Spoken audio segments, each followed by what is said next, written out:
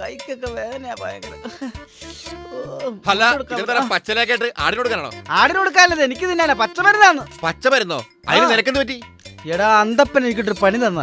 അന്തപ്പൻ പണിയെന്ന് 5 മണിക്ക് ഇറങ്ങാൻ പറ്റൂ? ഓ എടാ ആ പണിയല്ല, പിന്നെ അവൻ എനിക്കിട്ട് ശരിക്കൊരു പണി തന്ന. എടാ ആ കിഴങ്ങൻ നിനക്കിട്ട് എന്ത് പണി ഞാനായിട്ടാണ്? നിനക്കറിയാൻ പാടത്തോണ്ടല്ലേ. എടാ ഞാൻ സ്നേഹിക്കുന്ന പെണ്ണിന്റെ ആങ്ങളമാരുടെ അടുത്ത് നിന്ന് അവൻ എനിക്കിട്ട് ശരിക്കൊരു പാര പണിതിട്ട് പോയി. എന്താണ് അവൻ ചെയ്തത്? എടാ കഴിഞ്ഞ ദിവസം ഞാൻ അവളോട് പാർക്കിൽ വരാൻ പറഞ്ഞ വിവരം അവൻ അവക്കടെ ആങ്ങളമാരുടെ അടുത്ത് നിന്ന് പറഞ്ഞു. എന്നിട്ട് അവള് വന്നോ? അവള് വന്നില്ല, പക്ഷെ അവന്മാര് വന്നു. വന്നിട്ടെന്റെ അളിയാ അവക്കടെ കൺമുമ്പിലിട്ട് എന്നെ കാട്ടണ കാട്ടായ നിന്നോട് പറയാൻ പറ്റത്തില്ല അളിയാ. എടാ മണ്ടം കൊണ്ടാ, നിനക്ക് ആ സമയത്ത് പറയാറുന്നില്ലേ നിങ്ങൾ സഹോദരി സഹോദരന്മാരാണെന്ന്? അതപ്പൊ നന്നായത്. എടാ ഞാനത് പറഞ്ഞപ്പോ അവക്കടെ ആങ്ങളമാർ എന്നോട് പറയുവാ അവക്കിപ്പോ നിലവിൽ 4 ആങ്ങളമാരുണ്ട്. ഇനി പുതിയതായിട്ട് പുറത്തുനിന്ന് ആങ്ങളമാരെ എടുക്കുന്നില്ല, എടുക്കുമ്പോ പറയാന്ന് പറഞ്ഞു. പിന്നെ അങ്ങോട്ട് ഇടിയോടിയാണ്. പിന്നെ ഈ സൈഡിലൊന്ന് കിട്ടുമ്പോ പോയി കേട്ടോ. അവര് പോയോ? അവര് പോയില്ല, എന്റെ ബോധം പോയി. അന്തപ്പൻ ഇങ്ങനെ ചെയ്യുമെന്ന് വിചാരിച്ചില്ല കേട്ടോ.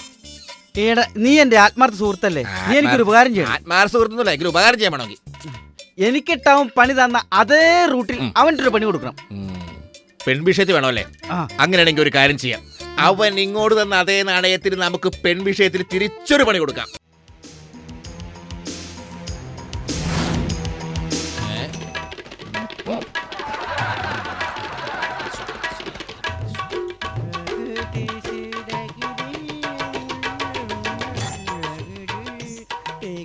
മകനെ ഇങ്ങടുത്ത് വരൂ.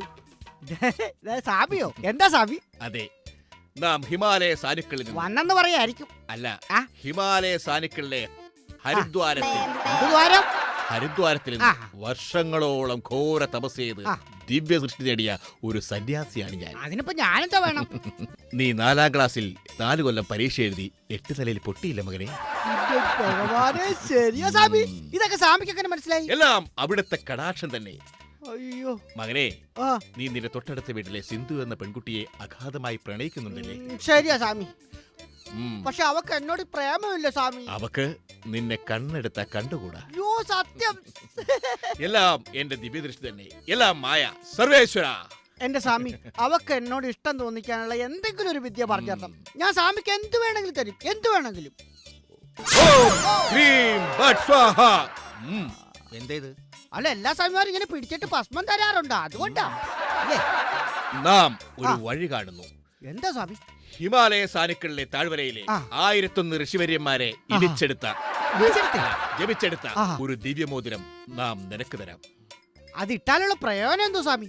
ആ മോതിരമിട്ടാൽ പിന്നെ കാണില്ല മകനെ. മോതിരം കാണൂല? മോതിരമല്ല, നിന്നെ ആരും കാണില്ല. നീ സംസാരിക്കുന്നത് ആരും കേൾക്കുകയുമില്ല. ചുമ്മാ നോണ പറയല്ലേ സ്വാമി? മാത്രമല്ല, നീ ആരെ സ്പർശിക്കുന്നുവോ അവരെ ആരും കാണുകയുമില്ല. നിങ്ങൾ സംസാരിക്കുന്നത് ആരും കേൾക്കുകയുമില്ല. പക്ഷേ നിങ്ങൾക്ക് പരസ്പരം കാണുകയും കേൾക്കുകയും ചെയ്യാം. സത്യമാണോ? പകൽ പോലെ സത്യമാണ് മകനെ. അങ്ങനെയാണെങ്കിൽ ആ മോതിരം ഒന്ന് പരീക്ഷിച്ചു നോക്കണല്ലോ സ്വാമി. ആ മോതിരം ഒന്ന് തരുമോ സ്വാമി?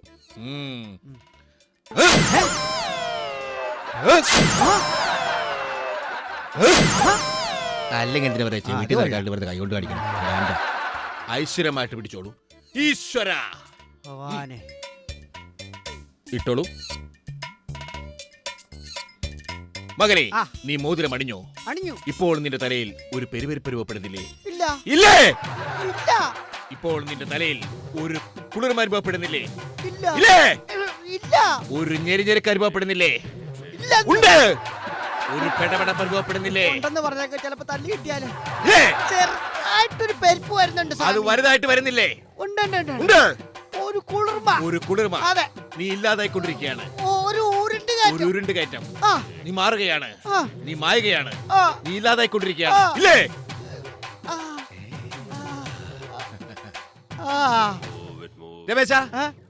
രമേശ, ഞാനിവിടെ ഉണ്ടെന്ന്. നീ എവിടെ രമേശ? സ്വാമി, ഞാൻ മുമ്പിൽ തന്നെ ഇരിപ്പുണ്ട്, ഞാൻ അങ്ങ് പോയില്ല. എന്റെ രമേശ, ഇവിടെ ഉണ്ട്. അയ്യോ സ്വാമി, അടിക്കല്ലേ രമേശ, ഞാൻ നിന്നെ കാണുന്നില്ല. സ്വാമി, ഞാൻ ഇവിടെ ഇരിപ്പുണ്ട്. അയ്യോ എന്റെ സ്വാമി, ഞാൻ ഇവിടെ ഇരിപ്പുണ്ട്. രമേശ, നീ പറയുന്നത് കേൾക്കാൻ പറ്റുന്നില്ലേ? എവിടെയാണ്? ഇവിടെ കല്ല് പോലെ ഇരിപ്പുണ്ട്. എവിടെ? അയ്യോ ഞാൻ നിന്നെ കാണുന്നില്ല. മോതിരൂര് മാറ്റ്, അല്ലെങ്കിൽ തല്ലുകൊണ്ട് ചാകേണ്ടി വരും. മോതിരൂര് മാറ്റ്. നീ എന്റെ മുമ്പിൽ വടി പോലെ നിൽക്കുന്നു. ഇപ്പഴാണ് സ്വാമി എന്നെ കണ്ടത്. ഇപ്പഴാ കണ്ടത്? നീ സംസാരിക്കുന്ന എനിക്ക് കേൾക്കാൻ കഴിയില്ലായിരുന്നു. ഇല്ലേ? സത്യം. അതാണ് ഈ മോതിരത്തിന്റെ മഹത്വം. ഇപ്പോഴെങ്കിലും നിനക്ക് മനസ്സിലായില്ലേ മോതിരത്തിന്റെ മഹത്വം? സ്വാമി, ഞാൻ ഈ മോതിരം എടുത്തോട്ടെ സ്വാമി. മകനെ, ഈ മോതിരം അല്പം കോസ്റ്റ്ലിയാണ്. അല്ല, ഇതിന്റെ വില നമുക്ക് നിർണ്ണയിക്കാൻ കഴിയില്ല. എന്തായാലും എനിക്ക് ഈ മോതിരം വേണം സ്വാമി. തരുമോ സ്വാമി? സാധ്യമല്ല മകനെ, ഒരിക്കലും സാധ്യമല്ല. എന്റെ കഴുത്തിൽ ഒരു സ്വർണ്ണമാലയുണ്ട്. ഇത് എത്ര ഉണ്ടെന്ന് എനിക്കറിയില്ല. ഈ സ്വർണ്ണമാല സ്വീകരിച്ചോണ്ട് മോതിരം എനിക്ക് തരണം. ഈശ്വരനെ വിചാരിച്ചുകൊണ്ട് നമ്മുടെ കൈകളിലേക്ക് ഇട്ടോളൂ. ഭഗവതി മഹാമായ. എന്നാ സ്വാമി ഞാൻ അങ്ങോട്ട് ധൈര്യമായിട്ട് പോയൊരു വിജയ് ഭവന്തു.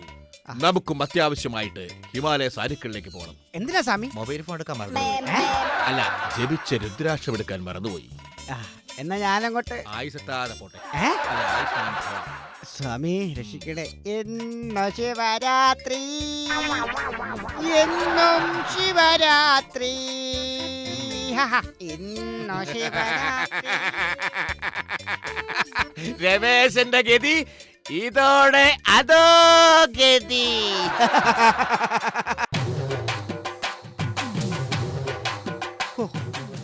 ദൈവമേ, ഇതാ സ്വാമി തന്ന ദിവ്യമോതിരോ? ഇട്ടു നോക്കാം. സ്വാമി പറഞ്ഞ കറക്റ്റാ. ഇപ്പൊ എന്നെ ആർക്ക് കാണാൻ പറ്റൂല.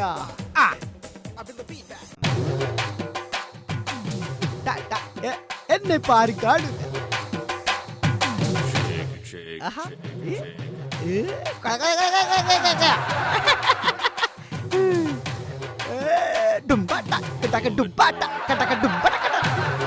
എന്താ ആരും കാണുന്നില്ലല്ലോ.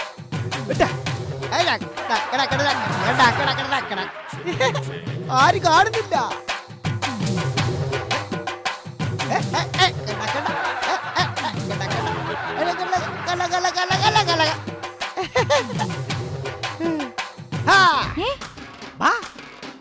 കുഴപ്പമില്ലെന്ന്. ഇതൊരു ദിവ്യമോതിരവാ. ഇത് ഇട്ട് കഴിഞ്ഞാൽ ആരും നമ്മളെ കാണില്ല. അയ്യോ, ഓടി വായോ, എന്റെ കയ്യെ കയറി പിടിക്കുന്നേ, എന്റെ കയ്യെ കയറി പിടിക്കുന്നേ.